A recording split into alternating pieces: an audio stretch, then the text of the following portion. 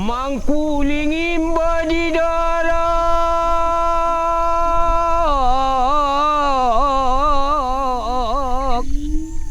rogop pangan parira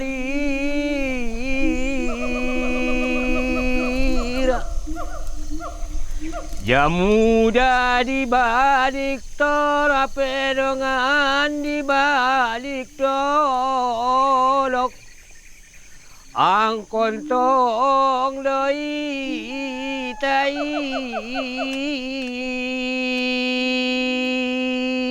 da ya boleh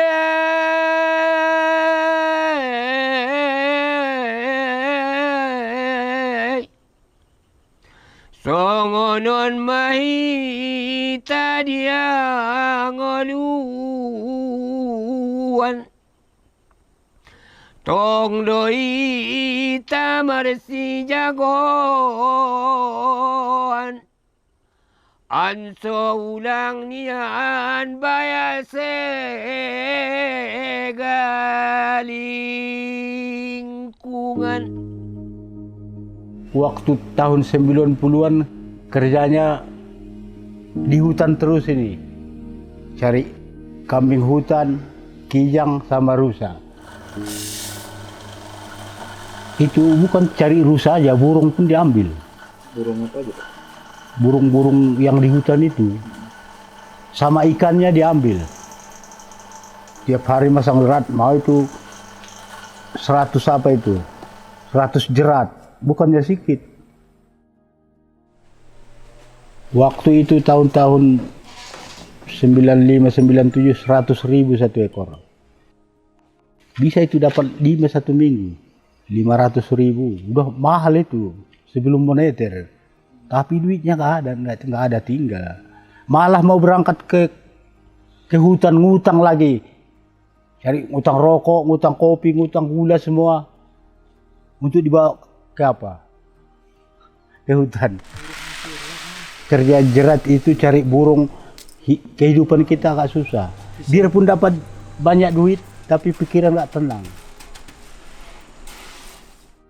Umpamanya dapat duit 100.000 di hutan, dapat 50.000 di kampung ini, lebih tenang yang 50.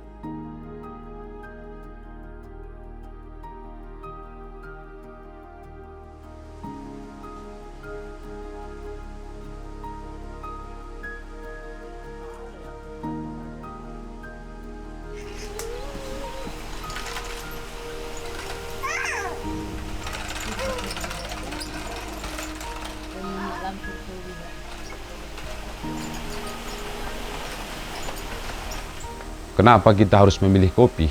Kenapa nggak tanaman-tanaman yang lain? Karena kopi ini tanaman yang ramah lingkungan. Juga bisa menjaga buffer zone daripada kawasan itu sendiri. Sebagaimana kita ketahui di Kecamatan Ulu Pungkut masuk dalam kawasan Taman Nasional Batang Gadis. Nah, artinya kita harus memanfaatkan lahan-lahan yang ada di Kecamatan Ulu Pungkut tanpa harus merusak hutan. Itulah kita memilih kopi gitu. Seiring waktu berjalan kita dirikanlah yang namanya koperasi. Koperasi ini kita beri nama Komanja. Koperasi Kopi Mandailing Jaya, KSU Komanja. Kita melahirkan produk. Itu namanya Banamon. Yang sudah barang tentu nilai yang kita dapatkan, ada margin keuntungan lagi yang kita dapatkan sehingga dengan penjualan kita bentuk beans dan bentuk produk juga roast bean itu ada dampak ke petani. Dampaknya di mana? Ya, kita beli kopi petani itu di angka 25 bahkan sampai 35.000 rupiah pada saat itu. Dengan catatan nggak asal kopi. Dengan cara itu juga lah kita memberikan pemahaman kepada kawan-kawan yang bercocok tanam di kopi itu tadi, kepada masyarakat yang tanam kopi, kalaulah kualitasnya itu bagus, harganya juga bagus. Bismillahirrahmanirrahim. Dari kita ke Manja, di awal kita hanya beberapa kelompok tani lah, dari gabungan dari beberapa kelompok tani. Sekarang kita bentuk sudah ada 7 kita naungi kelompok tani di bawah Komanja. Nah, ke kelompok tani ini kita selalu memberikan saran-saran, sering berdiskusi. Baik kita sengaja mendatanginya ke kebunnya, baik ketemu di warung-warung, baik ketika datang menjual ke sini, kita selalu berbincang-bincang bagaimana penjagaan hutan, bagaimana penjagaan satwanya supaya tetap terjaga dan sumber daya tetap terjaga. Kita selalu berdiskusi soal itu. Di awalnya lebih banyak memilih memproduksi gabah, dijual dalam bentuk gabah. Kalau saya pada saat itu lebih memilih untuk produksi bubuk dulu, karena saya menghitung keterbatasan modal dan mungkin pemasarannya agak susah dan keuntungan yang diharapkan kalau memproduksi gabah kecil, lebih banyaklah keuntungan untuk memproduksi bubuk atau bentuk biji masa. Ya, dengan sendirinya kita waktu itu memproduksi bentuk bubuk dan roast bean.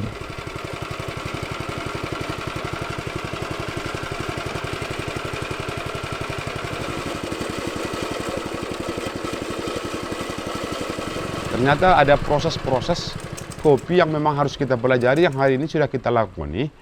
Dengan harga jualnya itu lebih tinggi lagi daripada kopi yang bisa kita beli berbentuk gabah kita jadikan green bean. Ternyata kita beli cherry juga harga bisa 12 sampai 13 ribu saat ini di tingkat petani. Gitu. Ada aftertaste, ada acidity, ada body, balance-nya itu keseimbangan rasa. Kita mendorong kepada petani juga, petani mampu harus bisa menjadi entrepreneur. Gitu.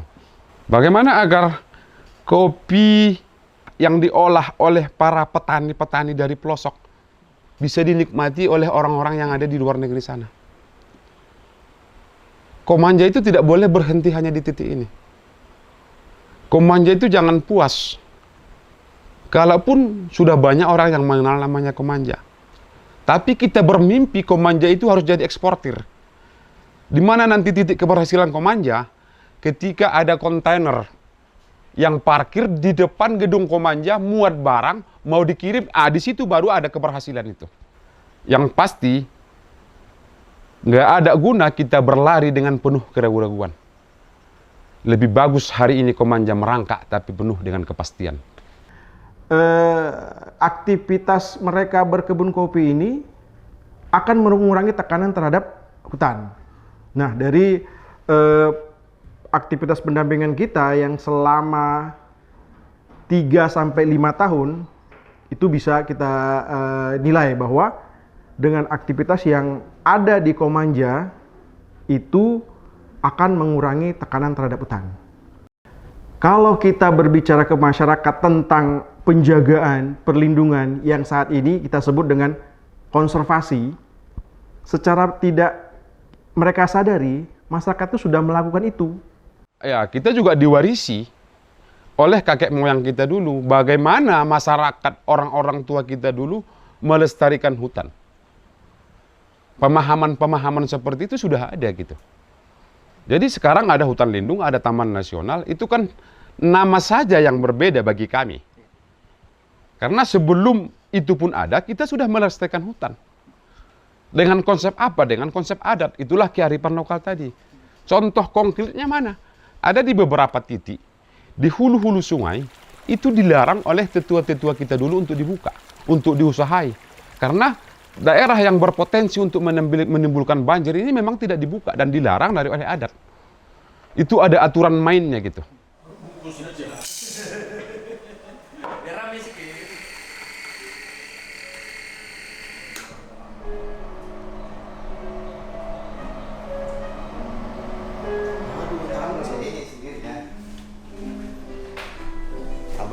Masyarakat Madinah itu sudah sejak lama menjaga hutan gitu ya, meyakinkan mereka bahwa kita itu satu visi untuk menjaga hutan ini untuk anak cucu, lalu kemudian bisa berbaur dengan mereka, kemudian menempatkan personil kita di desa-desa itu sehingga bisa live in. Nah, itu yang jadi tantangan. Lalu juga menciptakan program-program bersama dengan desa dan kelompok-kelompok masyarakat itu. Karena kebutuhan masyarakat itu kan pasti kebutuhan ekonomi, tapi ekonominya ekonomi yang berkelanjutan, yang ramah dengan hutan, ramah dengan sumber daya lingkungan, sehingga bisa kita manfaatkan, ekonominya dapat, lingkungannya terjaga gitu ya, seperti ekowisata gitu ya, pemanenan hasil hutan non kayu. Pilar konservasi itu kan perlindungan, kemudian pengawetan keanekaragaman hayati, kemudian pemanfaatan lestari. Nah ini tiga-tiganya itu kita pakai untuk menjaga keutuhan Taman Nasional Batanggaris ini.